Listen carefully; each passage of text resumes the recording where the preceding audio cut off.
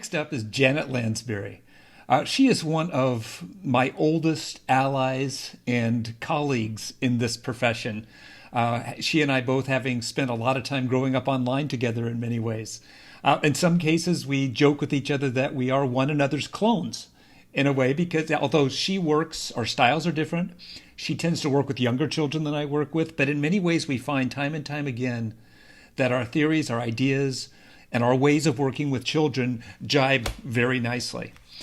Janet talks about something that's probably common to every single one of us and every parent out there, about having felt lost as a new parent, how she somehow thought she would just be able to handle it, and found herself kind of swimming against the tide and not necessarily knowing what she's doing until she met or came across the resources for infant educators, which is the great Magda Gerber's method for working with young children. And she talked about how, and now she has become one of the world's leading acolytes, maybe the world's greatest voice, keeping this work alive.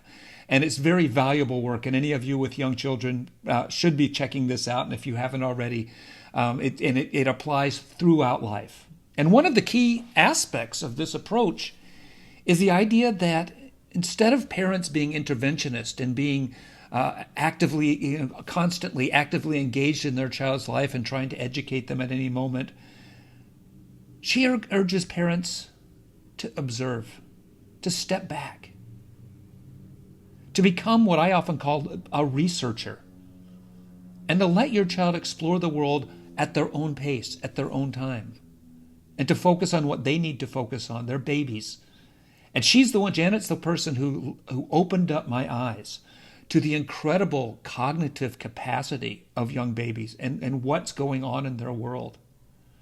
And she talks a lot about minimal intervention with children rather than this whole high active go-go parenting that many people have adopted these days. And so I think this is really an important thing for us to be thinking about and talking about. And finally, and I think maybe the thing that I really want us all to really be thinking about right now is that we are living in stressful times, difficult times, and this is taking a toll on us whether we want to or not, whether we want to admit it or not. And she talks about the importance of self-care during this time. And I think this is a hard thing for parents to do. It's been a little easier for educators when we've been, maybe not going to the classroom every day, but still, it's important for educators as well, for all of us. Because until we've taken care of ourselves, it's going to be very difficult to take care of the children that we love so dearly.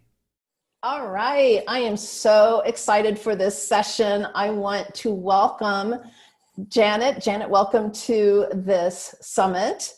And I'd love to tell people a little bit about you before we begin. And were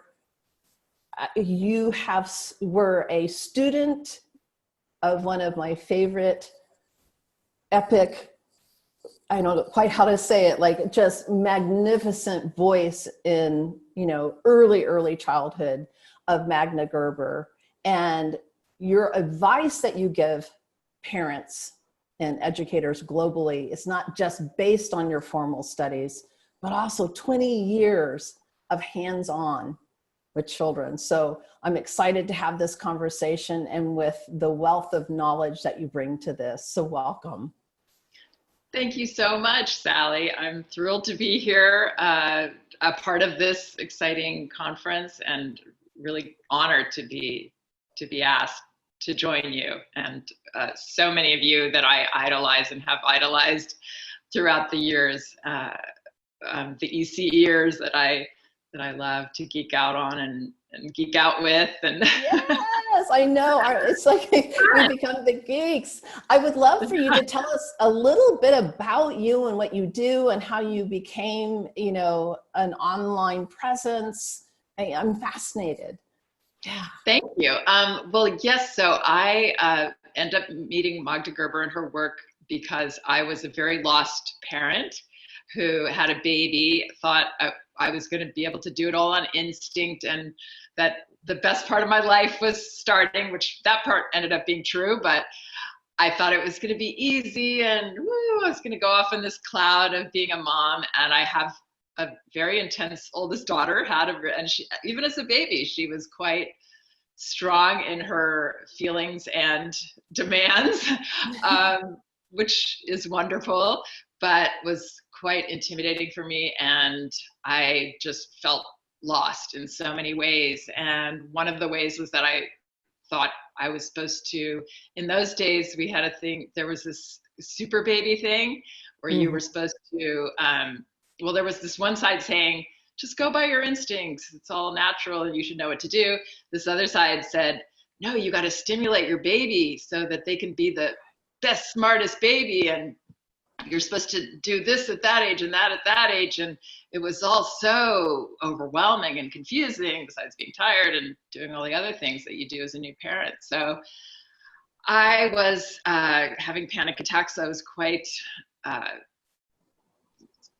messed up in a lot of ways. And I just happened so randomly that I can't even believe it now to see in an article this one line from Magda Gerber.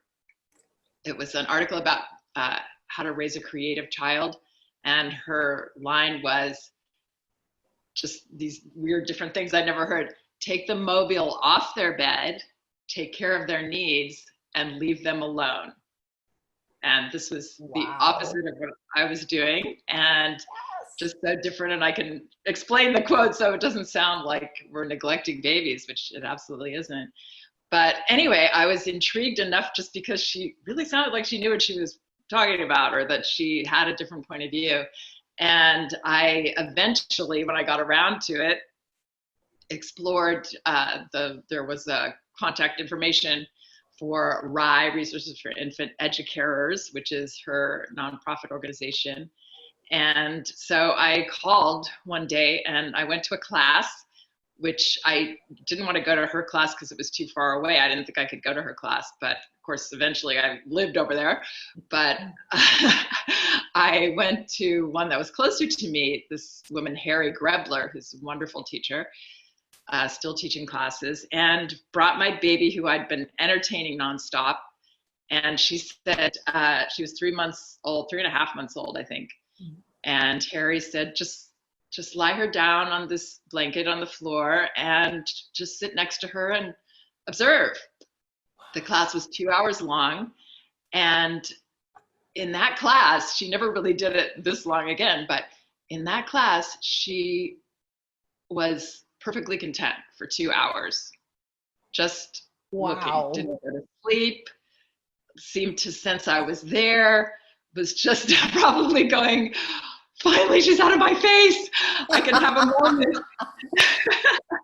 And reveling in this, just her thoughts. And what happened to me was, of course, I saw, wow, she's a person. She's got her own thoughts. She doesn't need me to be stuffing stimulation into her. I want to know what's going on in that head. What is she thinking? What is she there? She was looking towards where there was light coming down. She sucked her thumb a little at one point. Then she stopped. No, not the slightest stress. It was so clear to me. I think she really knew she needed to teach me a strong lesson. I have goosebumps. That is just incredible. I mean, what a powerful first, I mean, really to get it, like that's massive. Yeah. So it was huge. And I saw this person who was quite just together and sort of elegant the way she still is as a 27-year-old now. So yeah, I was blown away, and I was just hungry and enamored for more of this experience. So then I learned how to set up my life at home so that I could give her this time and enjoy being with her. And now we know through a lot of more pointed brain studies that are done. So Magda Gerber and her mentor, who was Dr. Emmy Pickler in Hungary, they learned everything through observational research, through observing babies, just like I did in that class, behaving naturally, doing what they wanted to do in a safe environment with some engaging objects and things around, and comfortable in their relationship with adults and all those things that we need to provide them first for them to be able to do this. But they learned all these things that now studies are also validating, these studies where they put kids in front of a certain visual and put babies in front and see what they stare at longer, and the way that they've learned to study infants now. They learned all of that 40 years ago through observing. And so that's what we in our classes encourage parents to do: observe and practice that, because, and probably we don't give enough, I don't know, I probably don't write enough about it or talk enough about it, because it's kind of this, it seems like kind of a cold concept in parenting. Wow. Or for professional childcare givers, it's of course very, very important. But you learn who they are, what they need, what they're working on.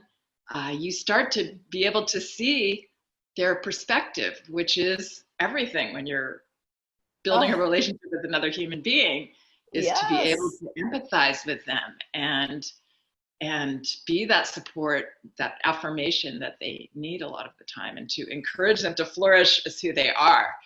So that's, was their education mostly, and mine as well. And so when you said, yeah, I studied with Magda, and then I've been practicing this for actually more than 20 years, a lot more than, 25 years now, actually.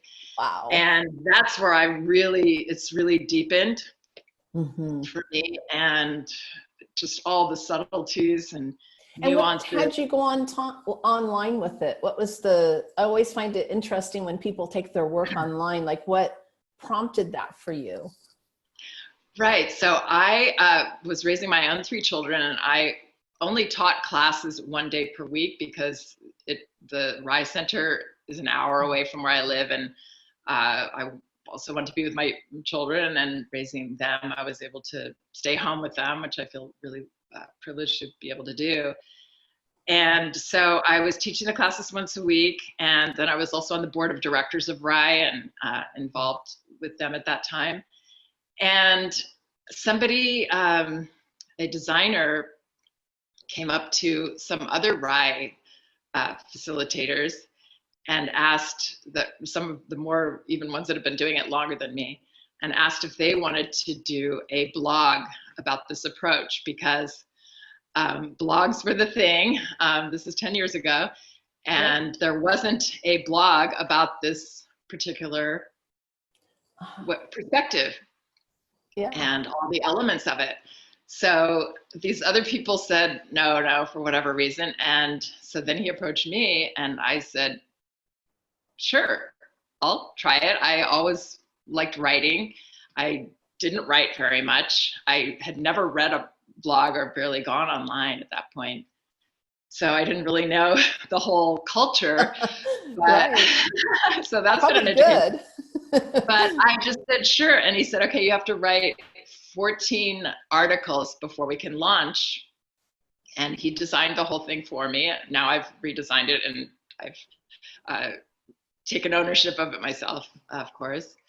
But he started it all for me, and he said 14 articles, and I was amazed that I could probably think of 50 right there, ideas for just taking one element of this and presenting it in a way that can really be helpful to parents. Because I know that, because it's helped me so much. Maybe not every parent will resonate with it, but if you do, it really helps you, and it makes your experience so much more interesting and fascinating, just like me with my daughter in that class. That parents and professionals can experience this joy that is, for me, a lot more fun than trying to teach and show and stimulate. Just finding out who that person is, discovering. That's it. So it's just been a very organic thing, this whole website thing. And of course, I wasn't earning any money on it at all. So it was just a fun charity thing that it's been a passion that it's such a no-brainer for me to be doing this, because there's not one thing where I have to calculate and go, oh, will this sell, or do I want to sell? I'm just sharing stuff that really, really works and really helps and elevates your experience as parents and professionals. Well, I think it's so that's been important. easy. Your message is really what I was hearing you say when you talked about your daughter, that I was just like, gave me goosebumps, is that when you observe, an infant, a toddler, a 4-year-old, any young child, when you take that if I can say it, observational stance with them, you're bearing, right there, seeing who they are. They're being seen, heard, and loved, because you're just giving full attention. There's no agenda. You're just witnessing, right? And it's like our best friends. Like when you have a really deep need and you're with someone who's really bearing witness to you, you can feel it. Our children deserve that. And it made me want to cry. Like with my own children, I would raise children in the same era, and I did provide mobiles, and I was worried, because we had that pressure. And I was like, wow, what a gift to give our youngest. Yes. I can't imagine. And just as you said, with us as adults, children do, and this is actually where I started going with the brain studies, and then I went off on a tangent like I often do. But the brain studies are now showing in every way that babies are aware of people, across the room. They actually are unable to tune out. They have what Alison Gopnik called this lantern attention, as opposed to a spotlight attention that we learn to develop as we learn to focus in and kind of tune out the environment. So they have this lantern attention, and they are, because I think as parents and caregivers, we can be worried, oh, they don't feel connection with me because I'm just here observing. And so I need to talk to them and maybe interrupt them just to show that I'm here and I love you and you're great. And, of course, we all want to show our children that. And it's a wonderful sentiment and important. But this understanding that, no, children actually feel you if you are present. If we're on our phones, they're going to feel that too. They're going to feel that distance or separation. But they are so aware and so tuned in that they feel it. So it takes so much pressure off us to have to prove to them that we're there and we're interested. If we're really there and we're interested, they feel it. And it's important to know that for a lot of other reasons children become toddlers, because if we're threatened by something they're doing, they're going to feel that too. And that's going to be comforting for them and things. So it's just important to understand our power and their awareness for a million different reasons. But in what we're talking about, in that being able just to be present and enjoy your child without having to do. And in fact, that us not doing is what allows them to do and explore and create and develop their own visions of the world and express themselves. That is so powerful. Yeah, so it's a win for everybody. Yeah. So powerful. Well, I want to look with you now. We're in this pandemic. What are your observations of the impact of COVID-19 on families and the youngest children in our care? I'm not really seeing, I'm not able to see because I'm not in person with families right now. Unfortunately, I'm not really able to see directly effects of children on children, but I am engaging a lot with the parents. And so I can imagine how children might be feeling. And it's really, it's just like everything we know about awareness and our power and everything I was talking about. If the parents are managing, if they're not perfect, but okay, and they are mostly calm, then children will be okay. And yes, they do, I'm sure, miss seeing friends, especially if they're toddlers or preschoolers. They're going to miss that social interaction. But I try to help parents see that that's not, because I do get a lot of questions about my child is, what's going to happen to their social development? This is going to have a negative impact, and what can I do? I've got to do this for my child. And I try to help them see that really we can trust that a lot, or almost, well, I don't even want to say percentages because it's just guessing, but a good percentage of their social development, a high percentage, is the relationship with us. What the way that we engage with them, the way they see us engaging with other people in their families or their lives. Having the neighbor that we say hi to across the way, when we're walking our pets, we see people over here, and all of that. But primarily, it's actually the dyad between the adult and the child that defines relationship for them. So yes, peer relationships are wonderful learning sources of learning for children, and there's so much joy in them, and they are, of course, very, very important, but I believe that's going to be okay. Everything I learned from Magda has taught me also that children don't have this need to, they certainly don't need to be in a group of children. It's nice for them to have a one-on-one. Sometimes if there are people that we can, maybe create little pods with, if this continues, and people that we trust, that we know are being careful, that would be the way that I would recommend trying to work that. And I had, for different reasons, but I had wonderful experiences with that too, with my oldest daughter, where we had a couple of neighbors on either side that, for different reasons, were quite happy to have their daughters come to my house. And they were both a little older than my daughter. So at this time, my daughter was like 2 and they were 3 or so. And I would have them all here.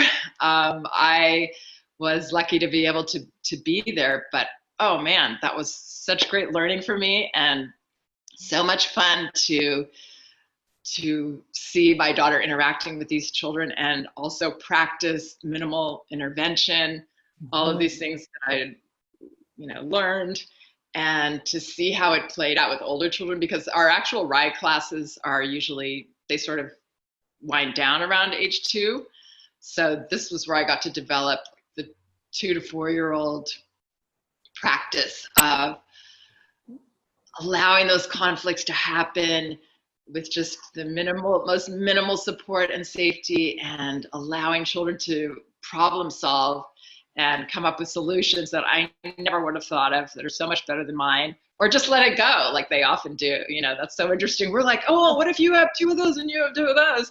And they're just like, oh, let's put them all down and go do this. They have exactly. So getting to practice that, which to me is also the most fun thing. Feeling those impulses in myself to want to fix it and change it, and then going, okay, let me just wait. Magda used to say the magic word is wait. Let me just wait and see. And oh my gosh, the surprises of what they would do, and how satisfying that was, and how good I felt about myself actually every time I was able to do that.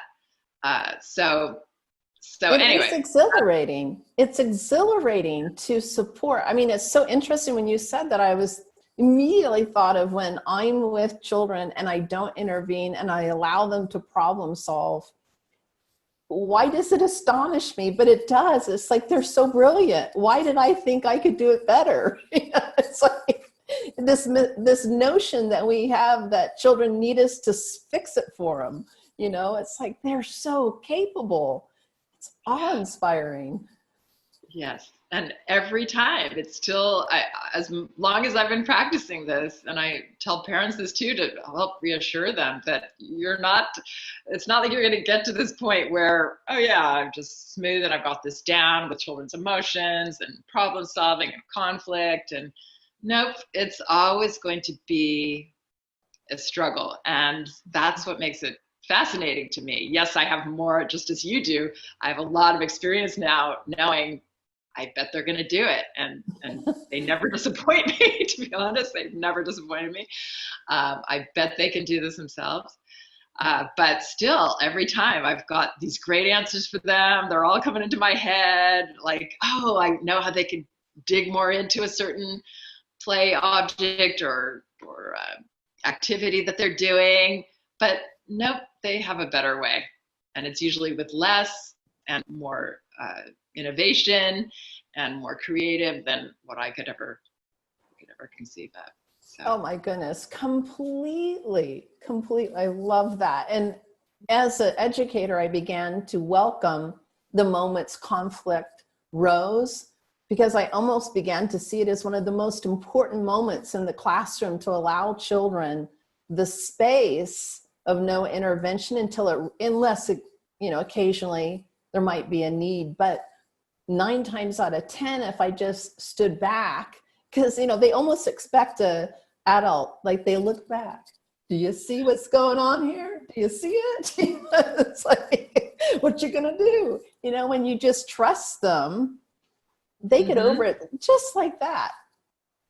And if they don't, then I had one time in the classroom, there was this big debate about housekeeping and who could be in, who's going to be who.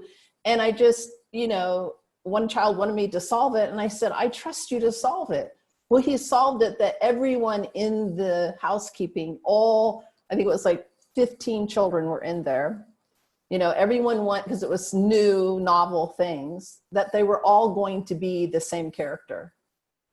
And they accepted it because it came from a peer. I thought, if I would have said that, they would have been like, it's like, just trust them to come up with their crazy ideas, and it works, Yeah, and the whole process of creating that, of having that idea and then implementing it is the most valuable learning they could do, almost. I mean, that process of being trusted to have your own idea and to follow it through. So we take that away from them without meaning to. And then we can geek out even more to me, it's not just standing back, it's also knowing how and practicing this very imperfect practice, of course, of the minimal intervention when it is needed. So with like their motor development, with infants, we learn with Magda taught us how to, let's say they're trying to climb on something and now they're afraid, they're stopping, they're stuck. So the first thing we do, all from the general idea of wait. So we want to wait, but we're going to respond verbally, of course, to what they're saying, which is, ooh, yeah, it looks like you feel stuck. You feel, I see you seem concerned. And then let's say they stay there and we see that they're getting more upset. So then we might say, maybe we might give them a verbal direction first. So that would be the most minimal. Maybe if you put your foot on this bar down here, can you get your foot? Can you get your knee? So then we try that. We're still waiting. We're still present. We're still engaged. Then we maybe help them physically do the smallest thing. Like, I'm going to just take your foot down here and put it on the bar for you. So we're still not lifting them up and rescuing them. We're doing everything we can for them to have the experience and the accomplishment and all the confidence that goes with that, which is so important, because a lot of times we end up creating helplessness. I mean, a lot of the things I would have naturally done actually encourage helplessness. You can't do it. You need me to do this for you. So of course that's the last thing that we want. So those steps of minimal observation, of observation and wait and minimal intervention are really important. And it's hard because, we could be feeling that we might take it as they're in terrible pain there because they're expressing it strongly. And then reminding ourselves, no, this is uncomfortable, but this is not, beyond something that they can handle. And it's always trial and error. It's always, for us, Right. it's being in that. But again, that process is it's such a great learning experience for us too, as well. And then sometimes with children, when they're a bit older, let's say, and they're having some kind of conflict, how they come to you, like you said, they look to you, but they'll come to you and they'll say, so-and-so did this and so-and-so, and parents say, oh, they're tattling no, they're just sharing. And all you have to do, so the minimal thing is to say like, whoa, thanks for letting me know. And what did you do? And you're going to do that. And usually they just like run off. Exactly. But they're not asking you to come in. I mean, maybe they are if they're used to that, but we don't need, kind of the worst thing we can do is to come in, okay, let me, fix this situation for you. But I think that's the pressure parents feel. So that's why they find it annoying that kids are, tattling and they're saying, now I've got to go do something. So it's this pressure we put on ourselves as well. So it's for the children and it's for ourselves. I'm wondering too, because all of this conversation brings me right back, especially with the idea of helplessness and trying to fix it. We have COVID and we have parents with their wee ones. And, what is your opinion of mask wearing with children, and do you have any insight there of how we facilitate so that we're not, like you said, if they're more like a lantern, they're going to pick up our fear, our stress, our trauma from it.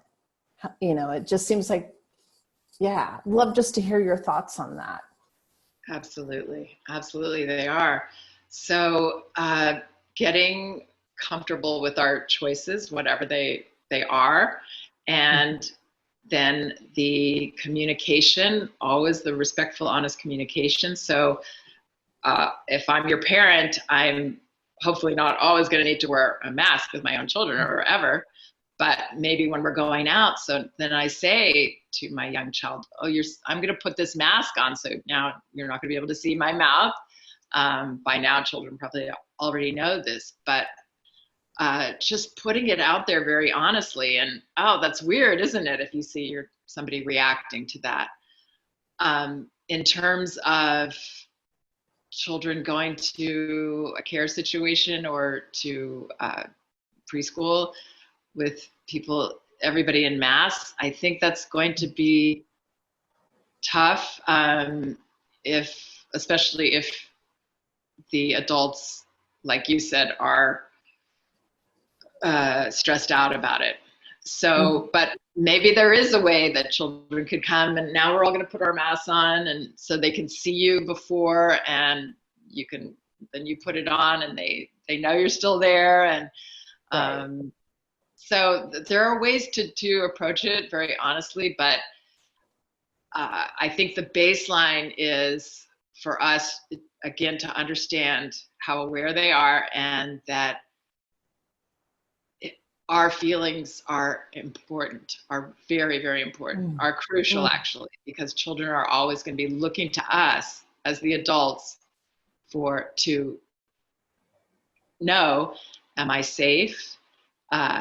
Is this going to be okay? I'm not saying we say you're okay, but is this all right? Am I safe? Is this okay, can I let go of any worries and now do my childhood work and play and engaging with others? But if somebody's in there going, you can't do this and you can't do that, you know, that's not going to work. So we have to figure out ways to set up the environment with a lot of verbal, honest communication with children, and then let go. And that's why I said the idea of, which is the only thing I can think of when I put myself in the shoes of parents right now, I believe I would be trying to develop pod families, one or two, or maybe more. Maybe there could be one that's a scholarship pod family, and maybe you hire someone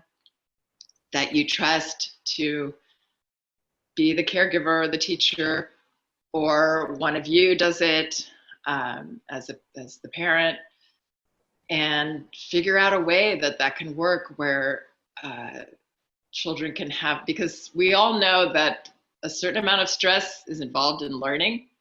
Yeah. Kind of like what I was talking about the climbing structure, the child in the climbing structure. But when that goes over, you know, when that gets too much, then it does have a negative effect on learning. So we can't let that happen, or our goals are not going to be met for children, for whatever we want from that, from this social engagement or, you know, any other kind of learning that children are going to do. So yeah, it's just something to keep in mind.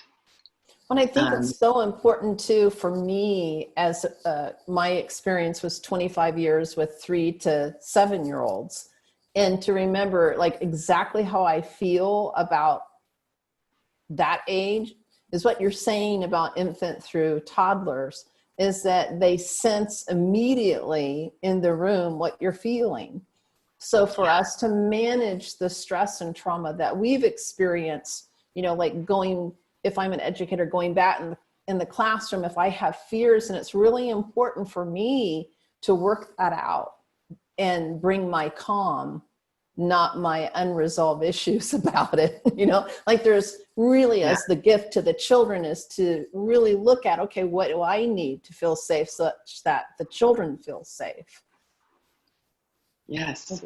Really Absolutely. important. So that's why self-care and setting up environments that we have some conviction in is important. And then we leave that at the door. It's not that we don't have feelings. Of course, we all have feelings, and we need to have feelings. And if something overwhelming is happening and we're feeling something, absolutely sharing it with our child is important too. You know, that we're upset about someone's health, or we're you know, we've got to let them in on that so they don't wonder about it. But ideally, we'll do, and this is another thing Magda always said about observation, and what we do in our class is, she said, take an imaginary basket, and we're going to pass it around and put our worries and our expectations of what our kids should be doing, and what we don't want them to do, and what impulses we hope they're not going to have, and all our other thoughts from our own personal life, and we just put them away for this time.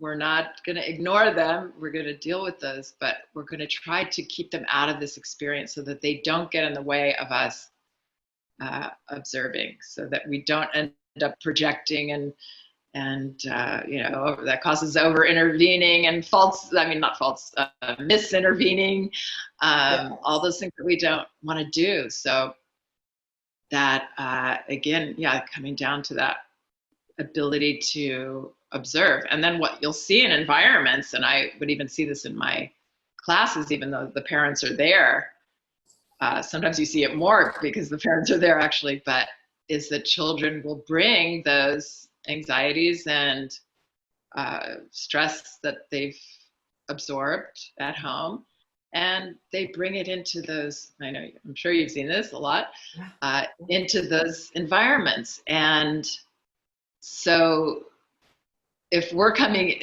in as the leaders in those environments with our own triggered feelings, easily triggered feelings, then it's going to be tough, because children need children are like constantly healing themselves. I feel like they're constantly putting it out there. They're not, even the ages that you talk about till 7, they're still not, holding everything in so much. No, they're so authentic. I always say I learned to be authentic with children.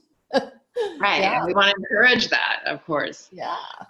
And they will learn how to control themselves. And there is physical development in the brain that needs to go on for that to happen. But yeah, so yeah, you see how it's challenging, but yeah, children will lay it all out there for us.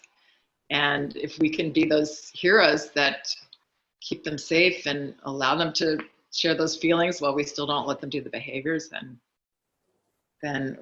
we can be helpful in their healing processes. Yeah. What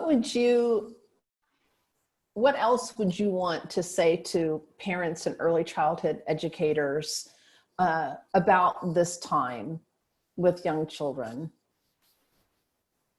Is there anything else you would want to just have us all keep in mind as we're working with or being with our children in this time?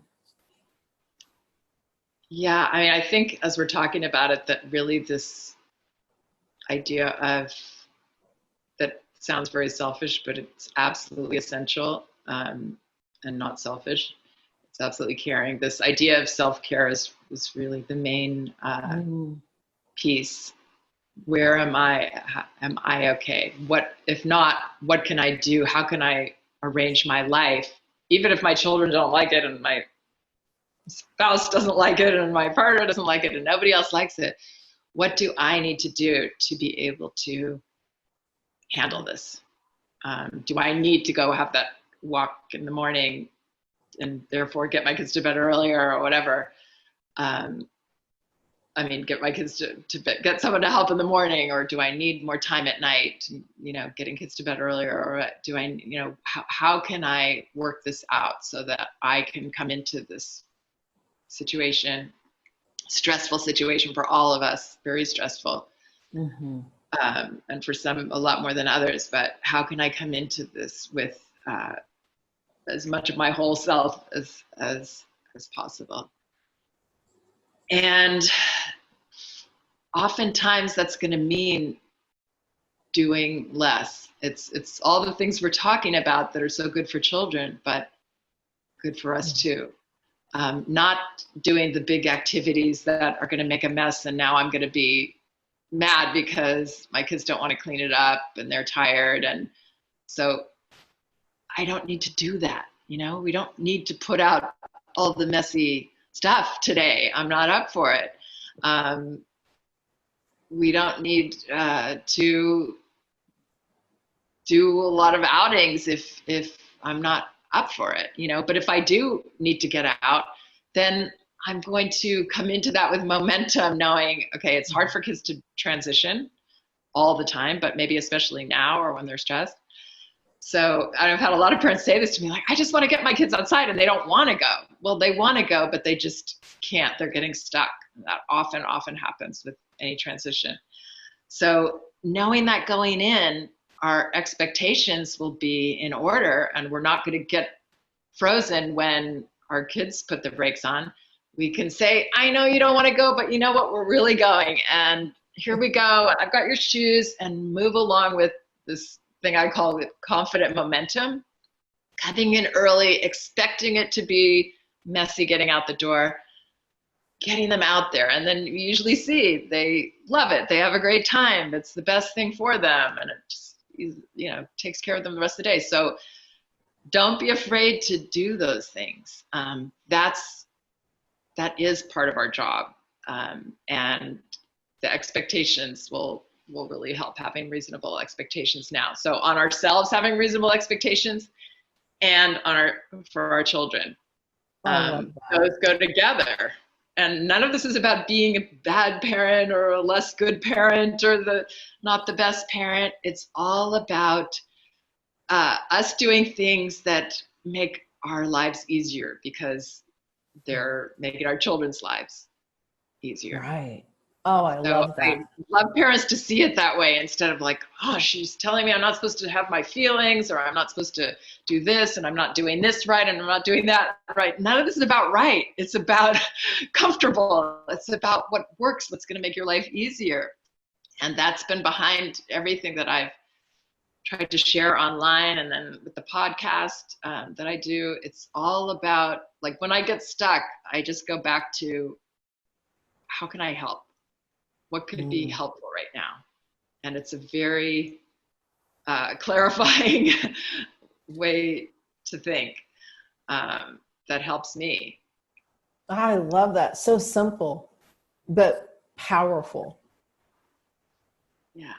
And I just have to say, I love that you brought up self-care, because I think that is crucial right now as parents, as educators, that we take care of ourselves, that we manage our expectations, as you said, and be reasonable. And I love it. Like, you may not be up for the messy thing, not to put that pressure on ourselves. These are not, we've never been here before.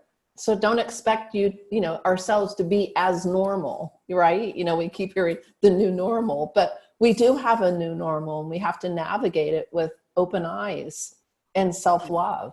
So, and I love that idea of how can I help? Because it doesn't come with an expectation of a certain way. It's according to context, in this moment, in this time, what would be helpful? Yeah. I think that's what we're all trying to figure out with this Right? conference. Oh my I'm gosh. really glad you're doing this. I'm really glad you're doing Yeah, this. I think also a lot of the times, in terms of the expectations, we can get confused as parents and professionals probably as well, between what they want and what they actually need. So yeah, they want to do the messy thing. They don't want to go outside, right now, maybe. But that's not what they need. It doesn't mean that they need to do that. It doesn't mean that and they don't need to have those huge group social situations, or any social situation with peers. They don't need that right now. It's okay. It's really okay. yeah. So, understanding the difference for ourselves, so that we don't put more guilt in and all these horrible things that just deplete us. We can't That's be it. depleted. No, I think it's just too much.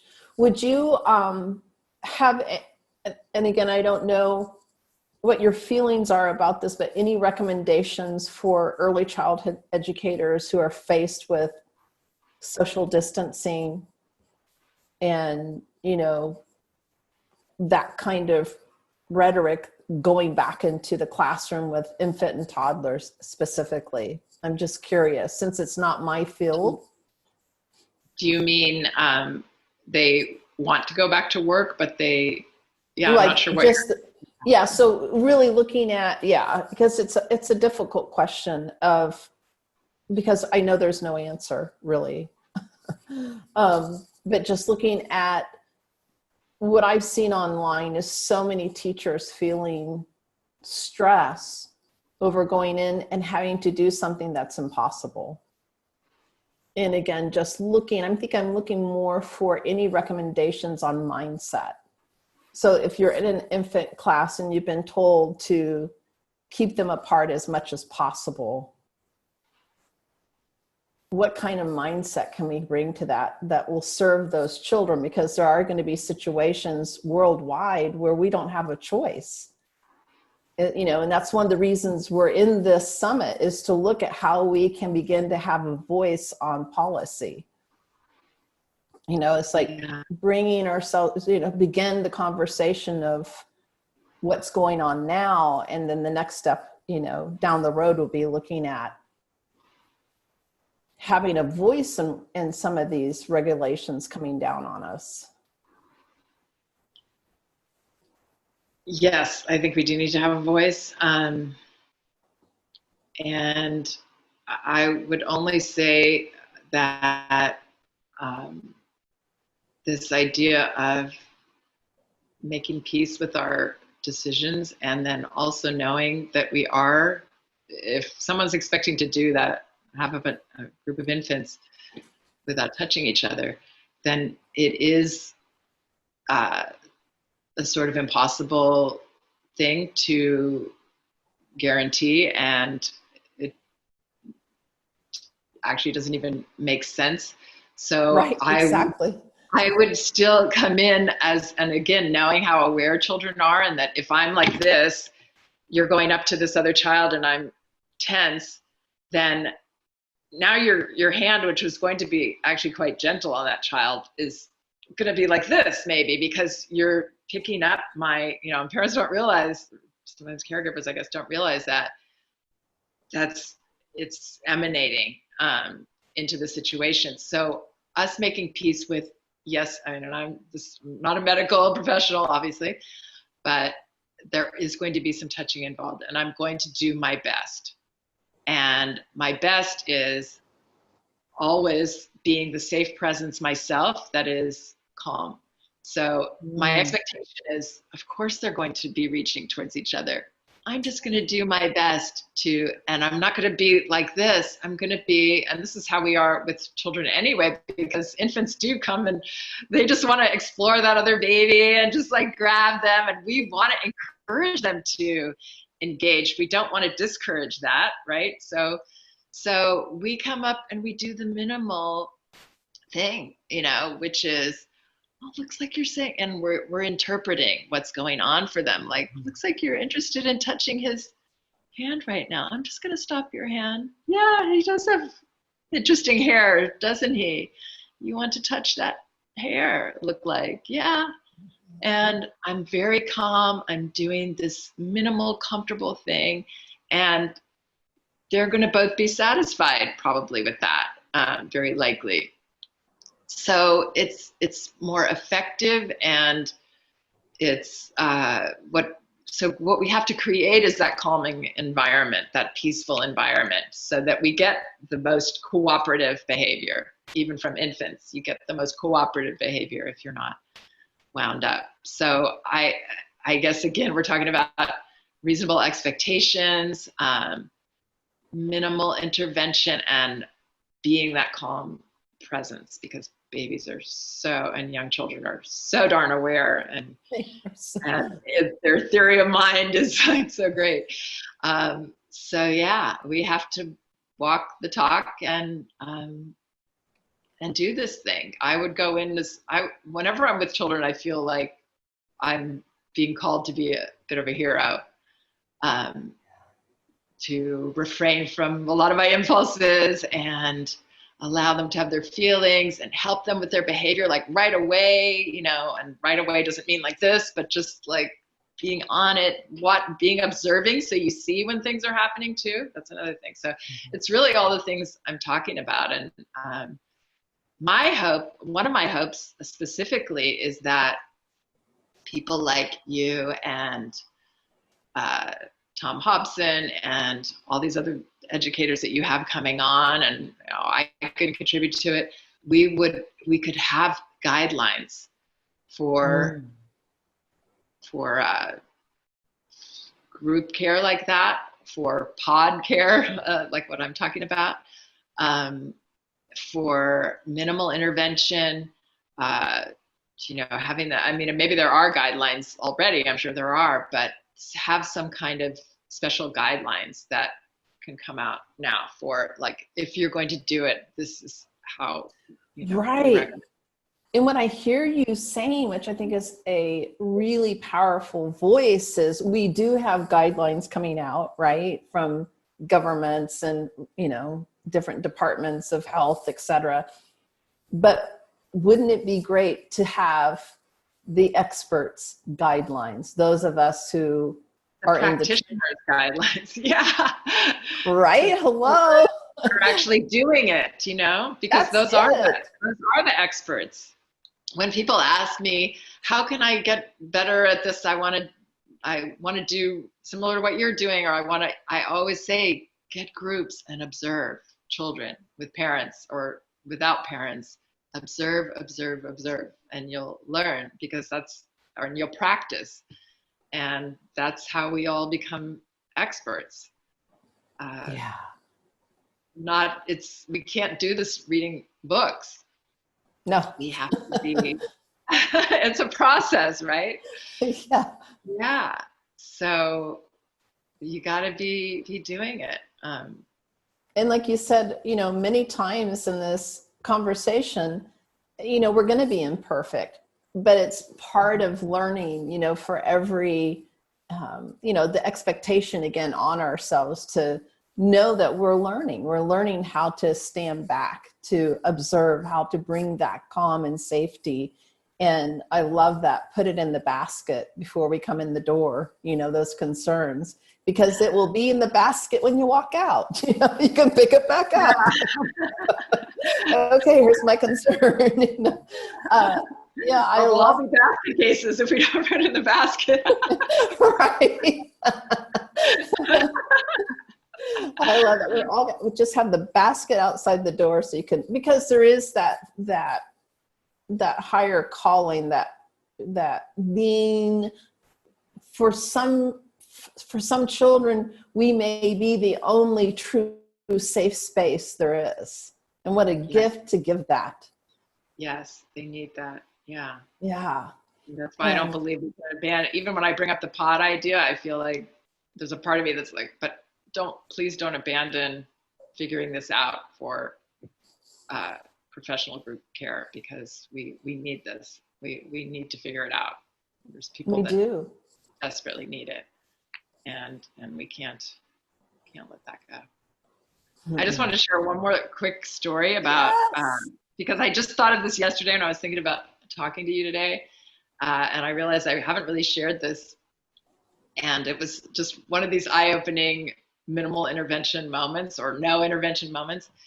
I was doing a toddler group with parents as part of the preschool that's at my church near me.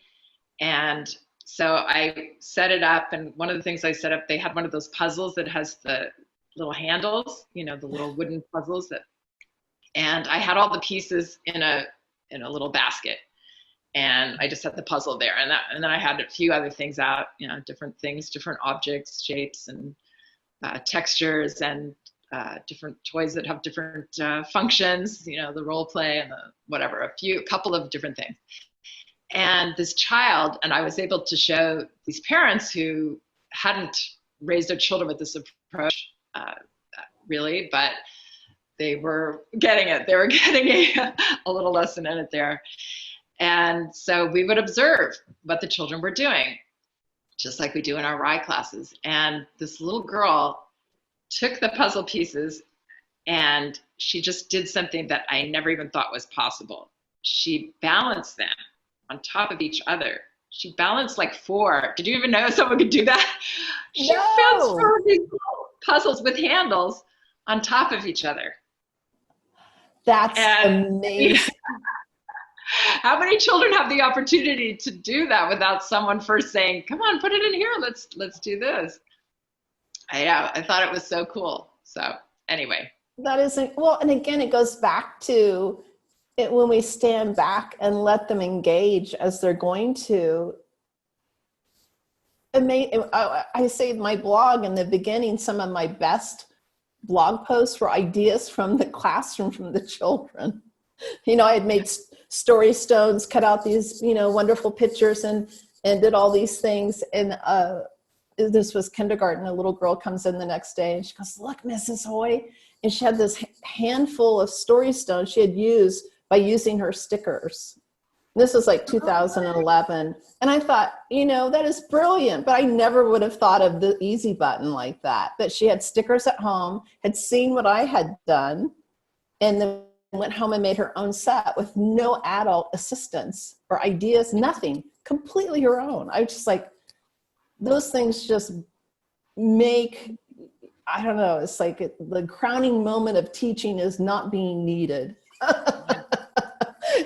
It's like, and the joy from one of those experiences can get you through the not so fun times, the kind of more mundane parts of the day. And that's another reason it's so important to hold space for that, because that's you can, if you have this mindset, right, and you know how hard it is to let that happen as adults, as normal grown-ups that we are, and you realize that you did it, you did it, and look at what you gave that child, look at the gift you gave that child. So that gets us through all the difficult, more boring times. And so that's another reason it's so important to cultivate.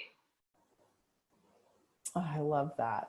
I love that. This has been just so, rich with, I love that you're really bringing this mindset and way of being with young children that, what I love about it is it's important, pre-COVA, it's important in COVA, it's important.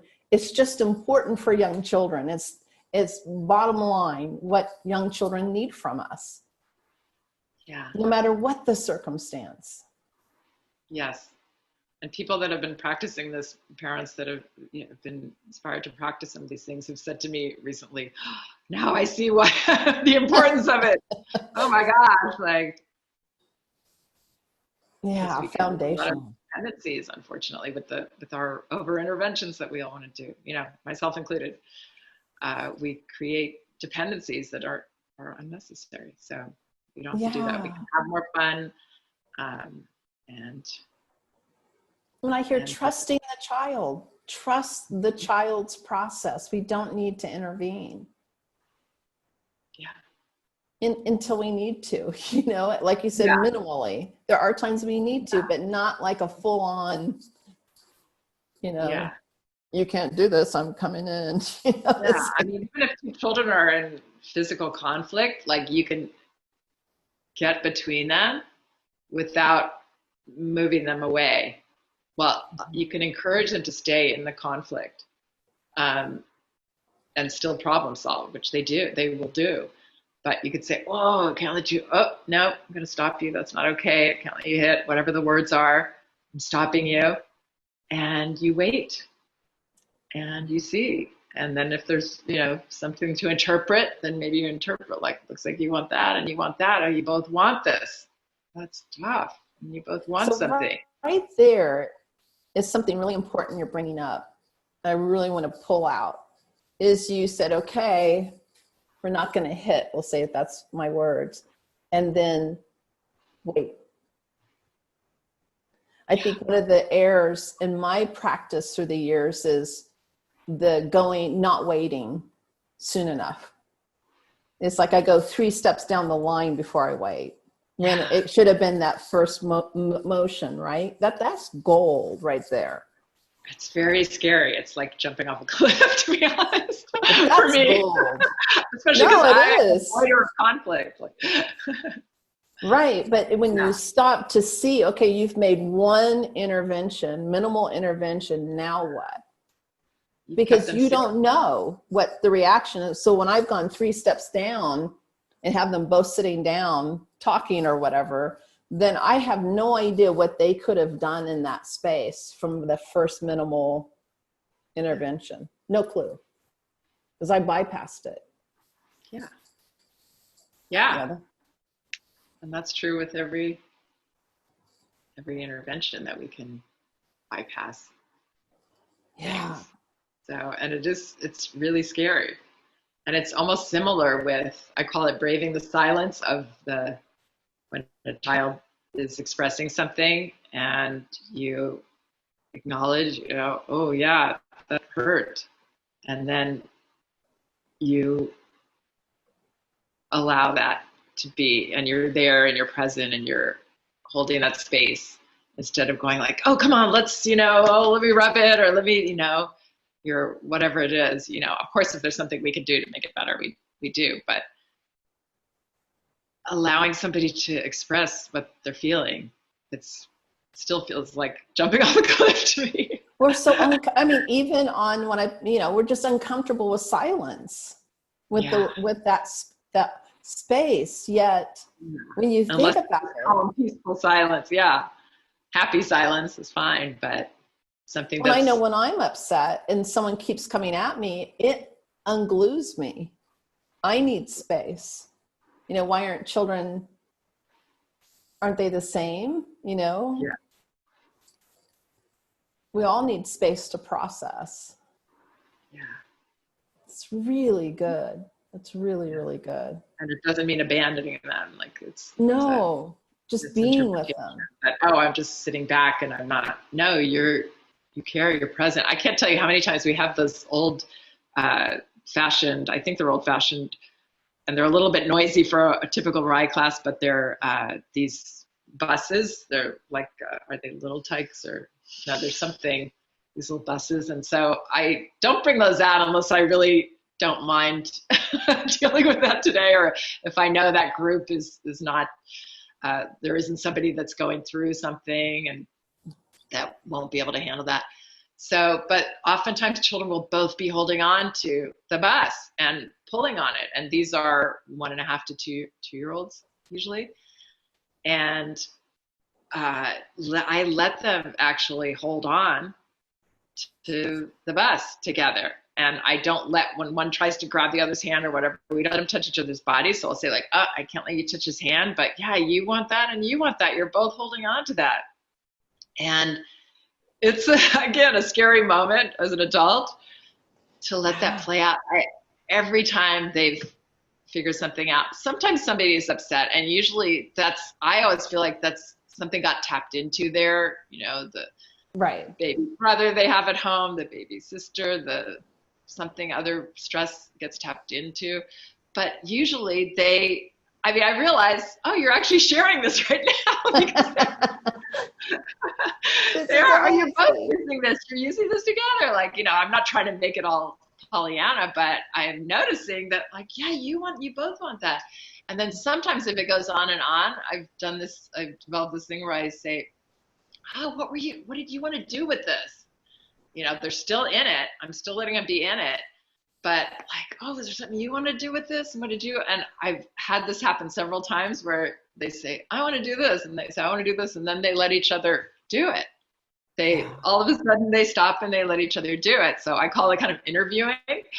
But again, we have to do it with a light waiting kind of touch and not, come on, you know, if they feel our urgency, then it's not helpful. You know, then we're actually adding our own stress to the equation as well.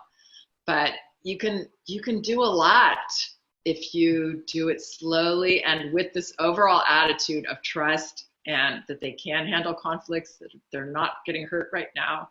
Problem solving is the most amazing gift we can give them. Yeah. And they can do it. That is so beautiful. This has been such a rich, rich conversation. Oh my goodness. Thank you.